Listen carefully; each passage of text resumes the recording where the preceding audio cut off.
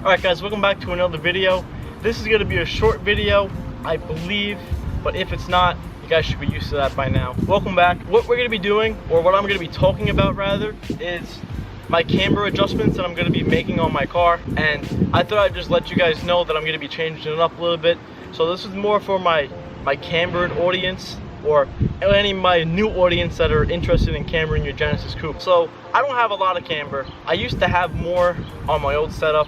I had like -11 in the rear roughly, and in the front I had like -5. It's not a lot, but it's more than what I'm running now. At the moment, right now, I'm running like -6, -7 in the rear, and in the front it's like -3.5, I believe. And yes, I am on air suspension if you're new to the channel. Here's a picture of my car aired out somewhere on the screen. I don't know where I'm putting it.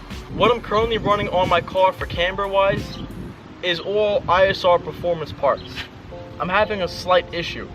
My back pieces, I'm currently running the ISR performance camber arms, and then I'm also running the toe arms. So in the rear, that's fine. I maxed them out, and I was able to get like -11 degrees of camber in the rear, but that was last year. Currently like -7 degrees in the rear right now, sitting fender to lift. And up in the front, I'm running also the ISR Performance lower control arms and the ISR Performance tension rods. And that gives me camber, but they're not staying tight. Like, don't blame it on my alignment shop, because I went to 3 different alignment shops over the past year for an alignment, and none of them seem to stay tight after a couple weeks or even a couple of months of driving.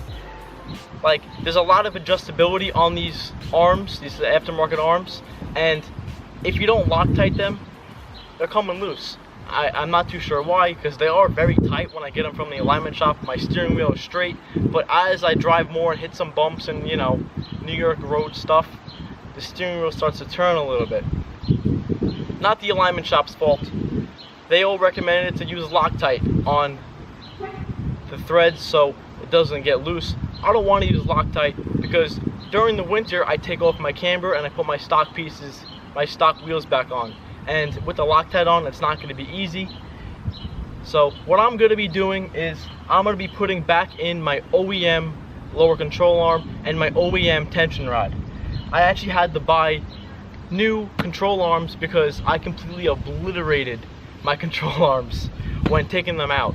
They're like destroyed. I'll probably throw a picture up somewhere. So I had to buy new OEM control arms, but the tension rods were still in decent condition. Even though I'm going back to the OEM suspension pieces, I can still get my same amount of camber. I only have -3.5 degrees in the front. It's barely even noticeable.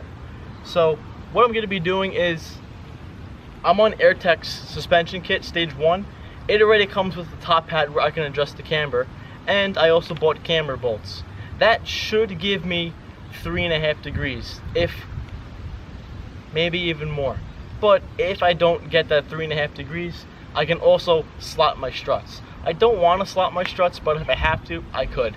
Because if you do want more camber in the front, you can still do it with the stock suspension. I know someone, or I've spoken to someone, who has -11 degrees of camber in the front. -11 on a Genesis coupe with the stock parts. The only thing he has is slotted struts and aftermarket top hats. And -11 degrees with that. But that's with slotting your struts. But I don't plan on slotting my struts because I only have -3.5 degrees of camber. Now hopping inside the fender. Man, it's hard to fit myself and the camera in here.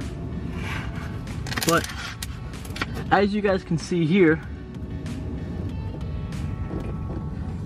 this nut is loose by hand. But that's not supposed to do that unless you Loctite it, which I'm not going to be doing that. This one's good, this one doesn't move. And then on the lower control arm down here, this one's tight, but back here, this is the one that moves a little bit. But it's not moving at the moment because I just tightened them the other day. But so yeah, so I'm putting back in the OEM tension rod here, and then the OEM lower control arm right there. I'll probably give you guys an update when I do that. and see how the camera works. Alright guys, this is an update about 2 weeks later. It's from that last clip. I think 2 weeks, maybe around there. But let me spin the camera around real quick. So now I have a camber bolt here, which gives me 1.75 degrees of camber. And then I have in my stock tension arm. This is the original one. And then right back here, my new lower control arm, but it is still considered OEM. It's just new because my stock one that I took out last year was shot. So, new OEM lower control arm, stock tension rod is in. And then just on top of my struts, I have my camber plate, which gives me another 1.75 degrees of camber. I could have went to negative 4.5, I believe, but this is negative 3.5. And I gets the job done.